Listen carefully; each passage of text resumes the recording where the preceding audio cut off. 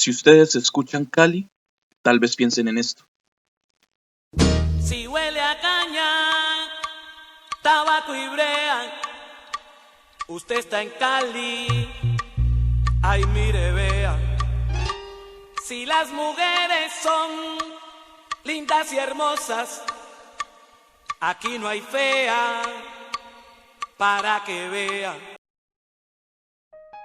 Sin embargo, en los años 60 y 70, Cali atravesó por una ola de masacres, desapariciones y maltrato contra los niños y niñas entre los 7 y 12 años de edad, causado por un posible asesino en serie que lo identificaron como el monstruo de los mangones.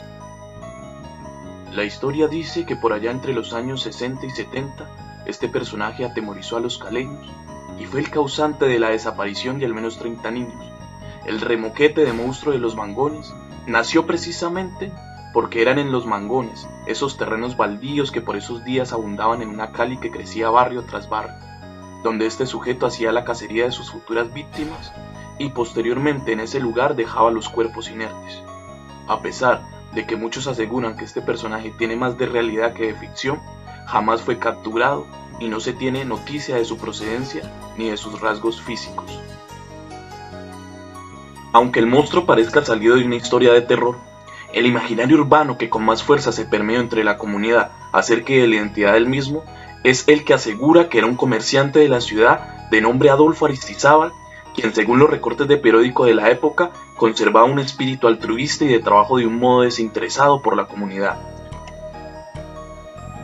Según el imaginario colectivo de las personas de Cali de la época, la asociación entre Aristizábal con el monstruo de los mangones partía del hecho de que Aristizábal era víctima de una extraña enfermedad en la sangre, leucemia, por lo que muchos rumoraban que se veía obligado a transitar las calles de Cali para secuestrar niños y adueñarse de su sangre. Incluso hay quienes sospechan que eran sus empleados enviados por él, los que llevaban a cabo tales actos.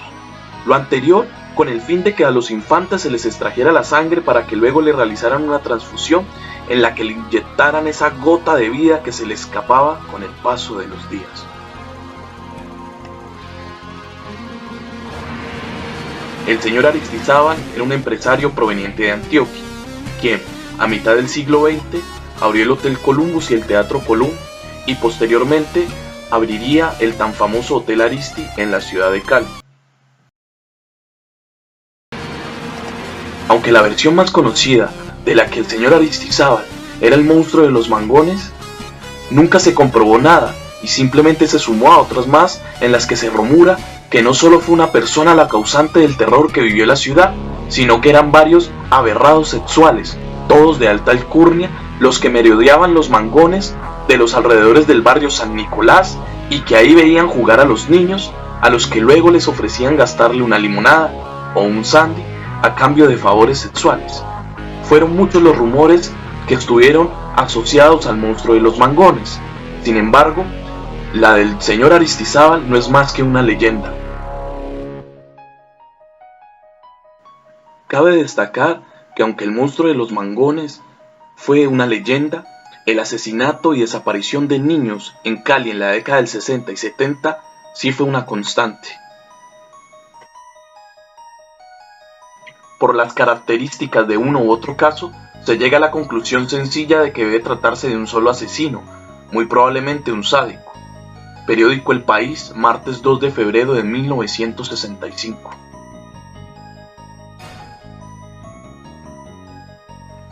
En un principio, son los periódicos locales los que empiezan a evidenciar la desaparición de niños y niñas en la ciudad de Cali, aumentando cada vez más el rumor del monstruo de los mangones.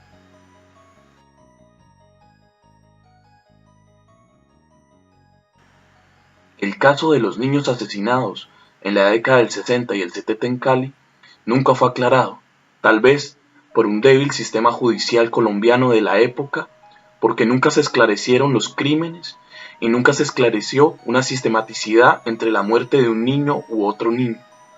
El punto es que estas muertes provocaron en la ciudad de Cali gran pánico y el nacimiento de la leyenda del monstruo de los mangones.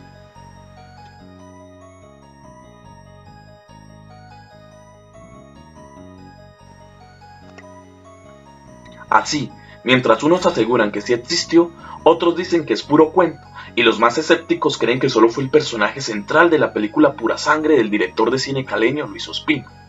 En esta producción, un magnate azucarero, Roberto Hurtado, vuelve a la ciudad después de realizarse un chequeo médico en Estados Unidos, en donde le detectaron una extraña enfermedad que exigía transfusiones masivas de sangre. En el film, eran precisamente un grupo de empleados del mismo los que se encargaban de conseguir a las víctimas. Esta película se estrenó en 1982, más de una década después de la sonada historia. De esta manera se puede ver cómo son varios los sospechosos de ser los protagonistas de esta misteriosa historia que ha pasado de generación en generación, convirtiéndose en una más de las leyendas urbanas que han tejido en Cali, las cuales les dan un toque de color, magia y tradición oral a cada uno de los espacios de la sucursal del cielo. Así que vos decidís si crees o no crees. ¿Mito o realidad?